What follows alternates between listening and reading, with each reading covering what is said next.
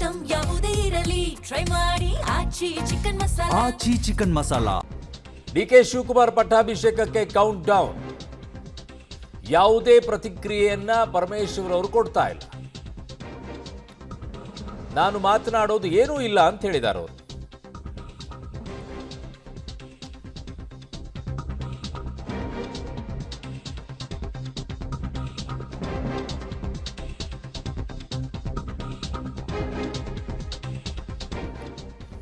ಒಂದು ಅವಕಾಶ ಈ ಬಾರಿ ಸಿಗಬಹುದು ಅನ್ನುವಂಥ ಆಸೆಗಣ್ಣಿನಿಂದ ಕಾಯ್ಕೊಂಡು ಕೂತಿದ್ರು ಪರಮೇಶ್ವರ್ ಅವರು. ಬಟ್ ಈಗ ಯಾವುದು ಕೂಡ ಪ್ರತಿಕ್ರಿಯೆಯನ್ನು ಕೊಟ್ಟಿಲ್ಲ. ನಾನು ಮಾತನಾಡೋದು ಏನೂ ಇಲ್ಲ ಅಂತ ಹೇಳಿದ್ದಾರೆ. ದಯವಿಟ್ಟು ಏನು ಕೇಳಕ್ಕೆ ಹೋಗಬೇಡಿ ಪ್ಲೀಸ್ ಅಂತ ಪರಮೇಶ್ವರ್ ಅವರು ಹೋಗಿದ್ದಾರೆ. ನಿಮಗೆ ಕೆಪಿಸಿಸಿ ಅಧ್ಯಕ್ಷ ಸ್ಥಾನದ ಮತ್ತೆ ಎಲ್ಲ ಸ್ಪೆಕ್ಯುಲೇಷನ್ಸ್ ಸ್ಪೀಕರ್ ಪೋಸ್ಟ್ ಆಫರ್ ಮಾಡಿ. ಇಲ್ಲ, ನಾ ಏನು ರಿಯಾಕ್ಟ್ ಮಾಡೋದೇನಿಲ್ಲಪ್ಪ. Nothing sir please. ನಿಮಗೆ ಕೆಪಿಸಿಸಿ ಅಧ್ಯಕ್ಷ ಸ್ಥಾನದ ಮತ್ತೆ ಎಲ್ಲ ಸ್ಪೆಕ್ಯುಲೇಷನ್ಸ್ ಸ್ಪೀಕರ್ ಪೋಸ್ಟ್ ಆಫರ್ ಮಾಡಿ. ಇಲ್ಲ, ನಾ ಏನು ರಿಯಾಕ್ಟ್ ಮಾಡೋದೇನಿಲ್ಲಪ್ಪ. Nothing sir please. ನಿಮಗೆ ಕೆಪಿಸಿಸಿ ಅಧ್ಯಕ್ಷ ಸ್ಥಾನದ ಮತ್ತೆ ಎಲ್ಲ ಸ್ಪೆಕ್ಯುಲೇಷನ್ಸ್ ಸ್ಪೀಕರ್ ಪೋಸ್ಟ್ ಆಫರ್ ಮಾಡಿ. ಇಲ್ಲ, ನಾ ಏನು ರಿಯಾಕ್ಟ್ ಮಾಡೋದೇನಿಲ್ಲಪ್ಪ. Nothing sir please.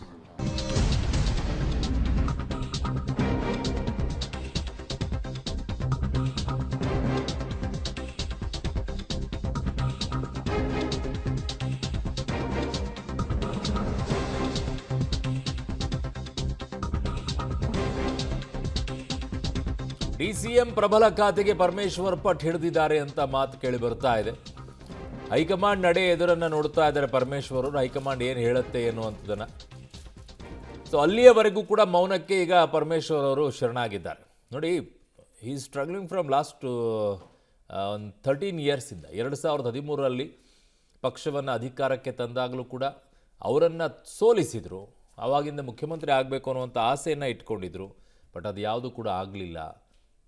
ಕೆಪಿಸಿಸಿ ಅಧ್ಯಕ್ಷ ಸ್ಥಾನದ ಮತ್ತೆ ಎಲ್ಲ ಸ್ಪೆಕ್ಯುಲೇಷನ್ಸ್ ಸ್ಪೀಕರ್ ಪೋಸ್ಟ್ ಆಫರ್ ಮಾಡಿ.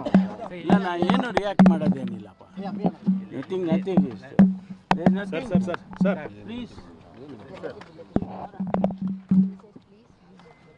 ನಿಮಗೆ ಕೆಪಿಸಿಸಿ ನನ್ನ ಸಹೋದ್ಯೋಗಿ ಈಗ ಮಸೂದ್ ನನ್ನ ಸಂಪರ್ಕಕ್ಕೆ ಸಿಗ್ತಾ ಇದ್ದಾರೆ ಪೊಲಿಟಿಕಲ್ ಬ್ಯೂರೋಯಿಂದ. ಮಸೂದ್, ಐ ಕ್ಯಾನ್ ಅಂಡರ್ಸ್ಟ್ಯಾಂಡ್ ಈಗ ಪರಮೇಶ್ವರ್ ಅವರ ಸಿಚುವೇಶನ್ ಏನು ಅನ್ನೋದನ್ನು ಅರ್ಥ ಮಾಡ್ಕೊಳ್ಬಹುದು. ಕಾರಣ ಅನೇಕ ಆಸೆಯನ್ನು ಇಟ್ಕೊಂಡು ಕೂತಿದ್ರು. ಅದರಲ್ಲೂ ಕೂಡ ಮುಖ್ಯಮಂತ್ರಿ ಆಗಬೇಕು ಅಂತ ಹೇಳಿ ಡಿ ಕೆ ಶಿವಕುಮಾರ್ ಹೇಗೆ ಕನಸನ್ನು ಕಾಣ್ತಾ ಇದ್ರು, ಹಾಗೆ ಪರಮೇಶ್ವರ್ ಅವರು ಕೂಡ ಕನಸನ್ನು ಕಾಣ್ತಾ ಇದ್ದಿದ್ದು 2013ರಲ್ಲಿ ಇದ್ದಂಥ ಅವಕಾಶವನ್ನು ಅವರನ್ನು ಸೋಲಿಸೋ ಮೂಲಕವಾಗಿ ಅದನ್ನು ಚಿವುಟಿ ಹಾಕುವಂಥ ಕೆಲಸ ಮಾಡಿದರು. ಇವೆಲ್ಲವೂ ಕೂಡ ಗೊತ್ತಿದೆ ಪರಿಸ್ಥಿತಿ. ಬಟ್ ಡಿ ಕೆ ಶಿವಕುಮಾರ್ ಅವರ ಕ್ಯಾಬಿನೆಟ್ನಲ್ಲಿ ಈಗ ಪ್ರಬಲವಾಗಿ ಲಾಬಿ ಮಾಡ್ತಾ ಇದ್ದಾರೆ. ಪ್ರಬಲವಾಗಿರುವಂಥ ಖಾತೆಯನ್ನು ಪಡ್ಕೊಳ್ಳೋಕೆ ಒಪ್ಕೊಳ್ತಾರೆ ಅವರು, ಅವರ ಕೆಳಗಡೆ ಕೆಲಸ ಮಾಡ್ಕೊಳ್ಳೋಕ್ಕೆ, ಅಥವಾ ಅದ್ಯಾವುದು ಬೇಡ ಅಂತ ಈಗ ಕೆಪಿಸಿ ಅಧ್ಯಕ್ಷ ಸ್ಥಾನದ ಕಡೆ ಕಣ್ಣು ಹಾಕ್ತಾ ಇದ್ದಾರೆ. ಏನು ಡೀಟೇಲ್ಸ್ ಏನು ಸಿಗ್ತಾ ಇದೆ? ಅರುಣ್, ಡಾಕ್ಟರ್ ಜಿ ಪರಮೇಶ್ವರ್ ವಿಚಾರದಲ್ಲಿ ಒಂದಷ್ಟು ನಿರೀಕ್ಷೆಗಳು ಲೆಕ್ಕಾಚಾರಗಳು ಇದ್ವು. ಇನ್ನು ಸಿದ್ದರಾಮಯ್ಯನವರು ರಾಜೀನಾಮೆ ಕೊಡುವ ಮುನ್ನ ಎಲ್ಲ ಒಂದು ಕಡೆ ಅವರ ಹೆಸರನ್ನ ಬಲವಾಗಿ ಪ್ರತಿಪಾದನೆ ಮಾಡ್ತಾರೆ ಹೈಕಮಾಂಡ್ ಮುಂದೆ. ಆ ಸಂದರ್ಭದಲ್ಲಿ ಹೈಕಮಾಂಡ್ಗೆ ಇಕ್ಕಟ್ಟು ಎದುರಾಗುತ್ತೆ. ಇವೆಲ್ಲವೂ ಲೆಕ್ಕಾಚಾರಗಳು ನಿರೀಕ್ಷೆಗಳಿದ್ವು. ಆದರೆ ಎಲ್ಲವೂ ಕೂಡ ಲೆಕ್ಕ ಉಲ್ಟಾ ಪಲ್ಟಾ ಮಾಡಿ ಹೈಕಮಾಂಡು ಡಿ ಕೆ ಶಿವಕುಮಾರ್ನ ಈಗಾಗಲೇ ಮುಖ್ಯಮಂತ್ರಿ ಮಾಡೋದಕ್ಕೆ ತೀರ್ಮಾನ ಮಾಡಿದೆ. ಆ ನಿಟ್ಟಿನಲ್ಲಿ ಈಗಾಗಲೇ ಪ್ರಕ್ರಿಯೆಗಳು ನಡೀತಾ ಇದ್ದಾವೆ. ಈ ಹಿನ್ನೆಲೆಯಲ್ಲಿ ಎಲ್ಲ ಒಂದು ಕಡೆ ಬಹಳ ದೊಡ್ಡ ಮಟ್ಟದ ಶಾಕು ಪರಮೇಶ್ವರ್ ಅವರಿಗೆ ಬಂದಿರುವಂಥದ್ದು. ಇವತ್ತು ಎಂದಿನಂತೆ ಇರಲಿಲ್ಲ. ಅವರು ನಿನ್ನೆನೂ ಕೂಡ ಹೊರಗಡೆ ಬರಲಿಲ್ಲ ಮನೆಯಿಂದ. ಇವತ್ತು ಎಂದಿನಂತೆ ಇರಲಿಲ್ಲ. ಒಂದು ರೀತಿಯಲ್ಲಿ ಅನ್ಯಮನಸ್ಕರಾಗೇ ಇದ್ದರು. ಯಾಕೆಂದರೆ ಹೈಕಮಾಂಡ್ ಮುಂದೆ ಈಗ CM ಪಟ್ಟ ಕೈ ತಪ್ಪಿದೆ, ಉಪಮುಖ್ಯಮಂತ್ರಿ ಪಟ್ಟ ಕೊಡಿ, ಜೊತೆಗೆ ಪ್ರಬಲ ಖಾತೆ ಕೊಡಿ ಅನ್ನುವಂಥ ಒಂದು ಪಟ್ಟನ್ನು ಇಟ್ಟಿದ್ದಾರೆ ಪರಮೇಶ್ವರ್ ಅವರು ಹೈಕಮಾಂಡ್ ಸಮ್ಮುಖದಲ್ಲಿ ಅನ್ನುವಂಥ ಚರ್ಚೆಗಳು. ಮೊನ್ನೆ MB ಪಾಟೀಲ್ ಮತ್ತು ಪರಮೇಶ್ವರ್ ದೆಹಲಿಗೆ ಹೋಗಿ ಬಂದರು.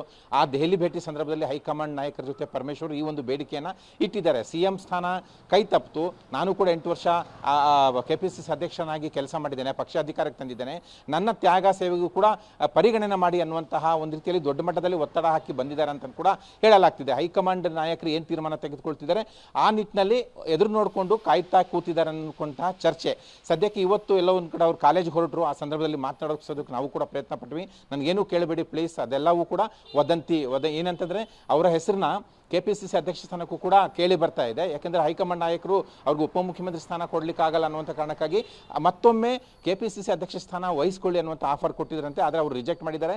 ಸ್ಪೀಕರ್ ಹುದ್ದೆನೂ ಆಫರ್ ಇಟ್ಟಿದ್ರಂತೆ, ರಿಜೆಕ್ಟ್ ಮಾಡಿದ್ದಾರೆ. ಇವೆಲ್ಲವೂ ಕೂಡ ಚರ್ಚೆ ನಡೀತಾ ಇದೆ ಕಾಂಗ್ರೆಸ್ ಪಡೆಯಲ್ಲಿ. ಇವೆಲ್ಲವೂ ಕೂಡ ವದಂತಿ ಅನ್ನುವಂಥ ಮಾತನ್ನು ಹೇಳಿದ್ರು. ಏನು ಕೇಳಬೇಡಿ ಪ್ಲೀಸ್ ಅನ್ನುವಂತಹ ಮನವಿಯನ್ನು ಕೂಡ ಮಾಡಿಕೊಂಡ್ರು. ಸದ್ಯಕ್ಕೆ ಹೈಕಮಾಂಡ್ ನಡೆಯನ್ನು ಎದುರು ನೋಡ್ತಾ ಇದ್ದಾರೆ. ಆದರೆ ಎಲ್ಲೋ ಒಂದು ಕಡೆ ಅವರು ಶಾಕ್ನಲ್ಲಿದ್ದಾರೆ, ಏನು ಈ ಥರ ಆಗೋಯ್ತಲ್ಲ ಅನ್ನುವಂಥ ಕಾರಣಕ್ಕಾಗಿ.